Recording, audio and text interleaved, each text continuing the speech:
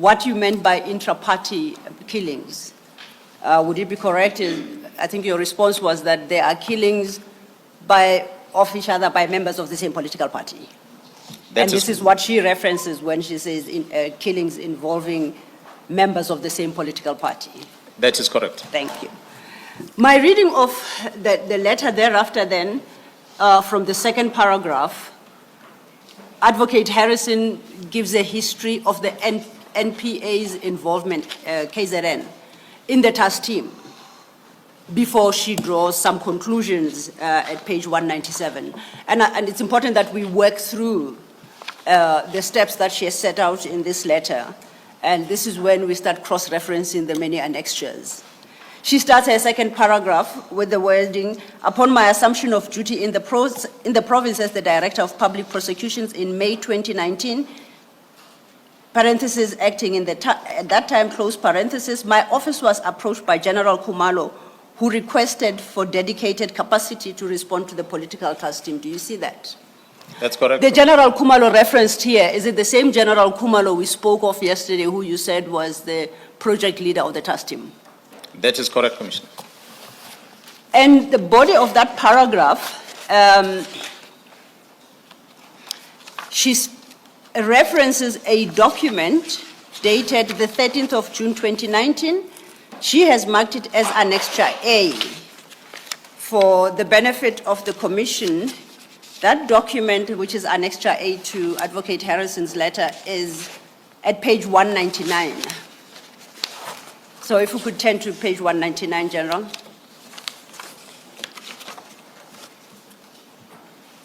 I'm there. The top right-hand corner of that document is dated the 13th of June 2019. It's on the letterhead of the Director of Public Prosecutions, KwaZulu-Natal, and it's dated all DPP KZN members of staff. In respect of that document, she says at page 198, we don't have to go there, I'll just remind, because of the increased workload and the demand for prosecutions, this led to my office, Advocate Harrison's office, issuing a directive to the KZN prosecutors dated 13 June 2019, and that is the document we are now looking at page 199. The document at page 199 highlights the issues that I think you testified to yesterday. In particular, from paragraph 2, it notes the high levels of violence, particularly linked to political persons or perpetrated by persons linked to political parties. That was then in 29. At item 3, she references the establishment of the interministerial task team by the President in the same terms that you testified to yesterday. Overleaf at 200, that's a background to the directives that follow from item 5 at page 200. I would like you to read paragraph 5 so we can understand what the instruction by the KwaZulu-Natal Deputy Public Protector was to all prosecutors in the province. Maybe just to correct, is the Director of Public Prosecutions. Director of Public Prosecutions. There are too many acronyms and I mix them up. I'm sorry for the confusion, and thank you, General, for pointing it out. Okay, on paragraph 5, it reads as follows. All cases involving offenses either perpetrated by persons linked to political party or against a person's links to a political party must be considered by the Chief Prosecutor before the matter being enrolled. In potential High Court matters, the provision of Circular 3 of 2000 still apply. Each cluster and unit or office must ensure that a complete copy of the docket is forwarded to my office in the most expeditious manner in compliance with 3-day rule, and the correspondence must indicate political related cases in the subject line. So, if I understand that correctly, and I want to test if that is your understanding as well, she is prescribing a process that must be followed regarding these political killings cases. That is correct, Commissioners. And that those cases require consideration by the Chief Prosecutor. That is correct, Commissioner. She then goes to, we jump to paragraph 8, listed 8, still on page 200, if you could read that.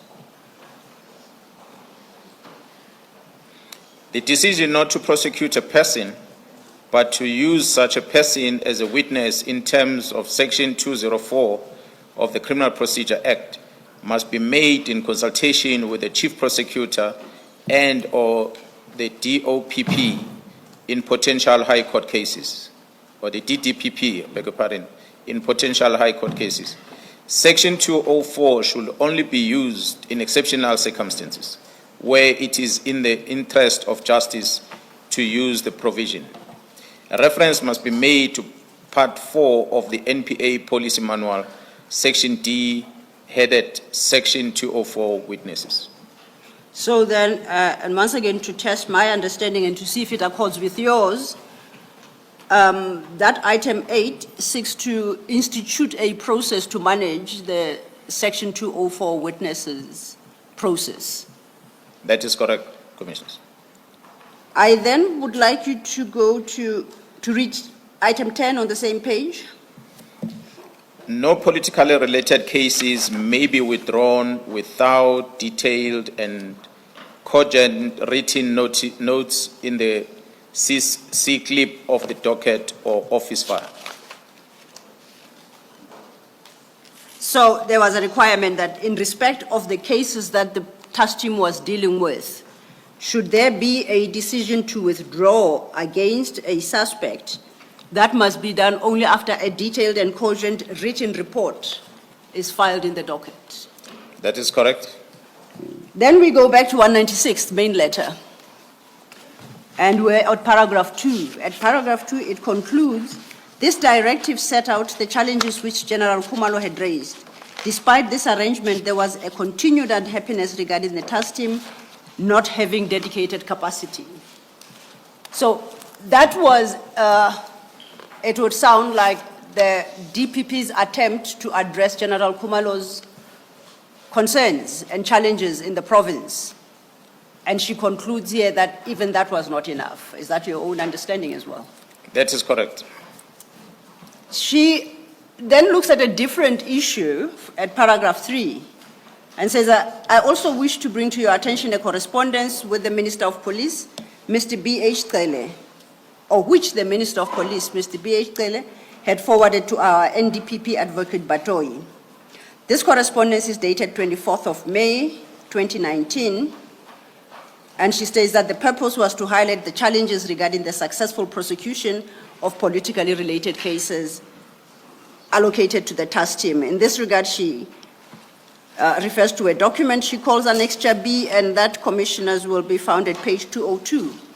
And General, if we could turn to page 202.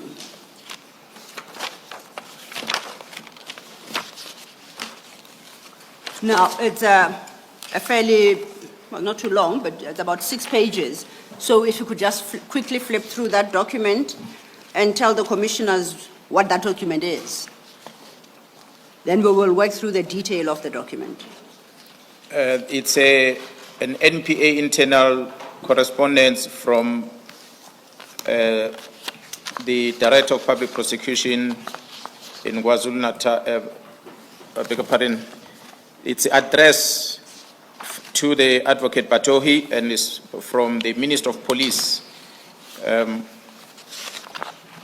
If I had to check the signature part of it, which is at page 209, it was signed by Minister of Police, Mr. Cele, on the, I think the date is 24th of the 5th month, 2019. It's just written, it's not quite clear exactly the date, but it's a letter from the Police Ministry to the National Director of Public Prosecution. Yes. And this letter is shared with you by Advocate Harrison. That is correct. DPP. Let us consider the contents of the letter. And we do so, we start at page 203. And I take it that you would be familiar with the facts set out in this letter, in this document, because on my reading, this letter refers to politically related killings in your area of jurisdiction. Is that a fair assumption? Yeah, that's correct. Let's look at the challenges at page 203. The letter highlights challenges identified, and at item 3. At item 3.1, he references section 204, witnesses killed while in the witness protection program, and he gives an example below that. You confirm that?